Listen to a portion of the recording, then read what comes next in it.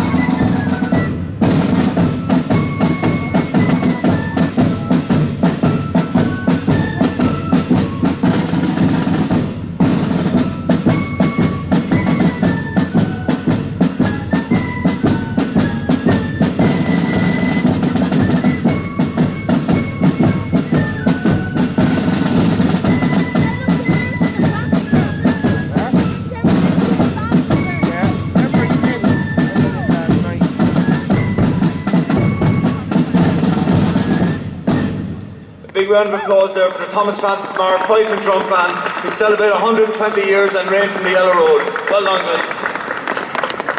So what we have going on behind us there at the moment is we have the three flag officers have arrived onto parade there. The officer in the centre will be the Irish Tricolour flag officer, and that's Lieutenant Martin Durkin, who is travelling from Dublin to be with us today.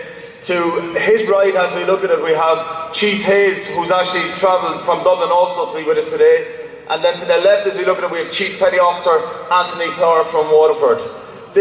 What we'll have now is Thomas Francis Meagher will present the tricolour to the Irish flag officer, and we have the Ambassador of France and the Ambassador of the United States will present their respective flags to the flag officers. From France, this tricolour has been proudly borne. I present it to my native land and trust that beneath its folds, the hands of the Irish Protestant and the Irish Catholic may be clasped in generous and historic brotherhood.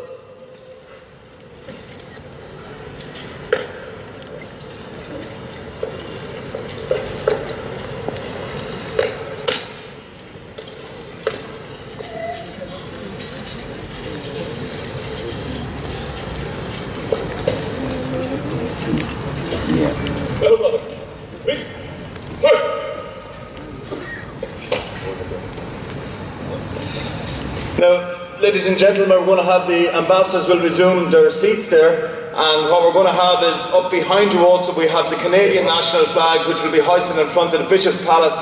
And just for a quick 30 seconds, we're going to have James Doherty explain the relevance of the the various international flags that we are hoisting here today. Thanks for that, Eddie. You're going to see 4 flags on display here today. Obviously the Irish tricolour needs no explanation, but you're also going to see the American, the French, and up behind you in the Bishop's Palace, the Canadian flag. Similarly, I suppose, the significance of the Canadian flag to start with is the Meagher family had huge personal connections to Newfoundland, and that's where they made their fortune. We're very grateful to have the Canadian ambassador here today. The American flag, Thomas Francis Meagher led the Irish Brigade in the American Civil War. We represent us here from the 69th. And the French flag, the tricolour, was inspiration for the Irish tricolour. And Meagher in 1848 travelled to France, was presented with a fabulous silk tricolour. Unfortunately for Meagher, what he actually wanted was an army, but he got a tricolour. And he returned to Ireland, and that became later the official flag of the Irish state. I'll now hand you back to Eddie. Thank you, Jim. That was very informative there. Just like to thank Minister Coveney for his kind words, and again I would like to thank him for travelling today to represent the government here in Waterford City. And now as we come close to the close of the ceremony, I would like to invite Kieran Doyle, who's actually the professional actor who actually plays Thomas Francis Meagher, to come forward and read an extract from Meagher's last letter before he left Ireland.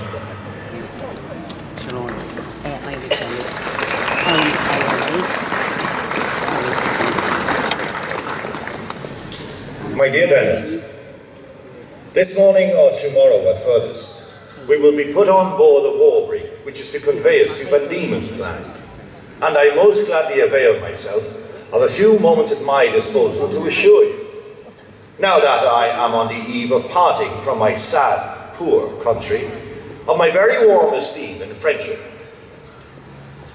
As I told you in one of my previous letters, the recollections of the days I spent in France in the eventful year of 1848 will be for me, for many a year to come, a source of very deep delight.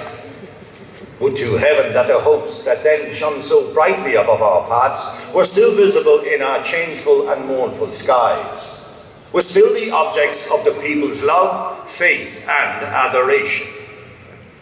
But they have disappeared. Clouds on clouds have thickened round them, and in the darkness which covers the land we hear but the wail of the dying, and the supplications of the penniless and the breadless. Never has their country been so utterly downcast, so debased, so pitiful, so spiritless. Yet I could not despair at her regeneration. Nations do not die in a day. Their lives are reckoned by generations, and they encompass centuries. Their vitality is inextinguishable. Their sufferings are sometimes terrible, but they have survived the deadliest plagues, the red inundation of the battlefields, the storms which topples towers and pyramids, the fire which engulfs cities and buries a whole people in one indistinguishable sepulchre. They have been known to survive all. Greece has so outlived her ruins and her woes. Italy has so outlived her degeneracy and despotisms. Thus too shall Ireland survive all her errors and disasters, and rear one day an arc of triumph high above the wreck and wilderness of the past. This is my sincere fate. It is this which in my weary exile will help me forget my solitude, forget my privations, forget all the happiness I have sacrificed, and change what would otherwise be a weary bondage into a happy, tranquil dream. Besides, I feel I have done nothing more than my plain duty, and hence I cannot be otherwise but proud and happy at this moment. The thoughts of having acted with purity, with generosity, in the face of all perils, and at the loss of friends and home and country. This is a never-ending source of the most delightful joy. I would not change places this day with the most happy and comfortable slave in the land. Orders have come. Yours devoutly, Thomas Francis Meagher.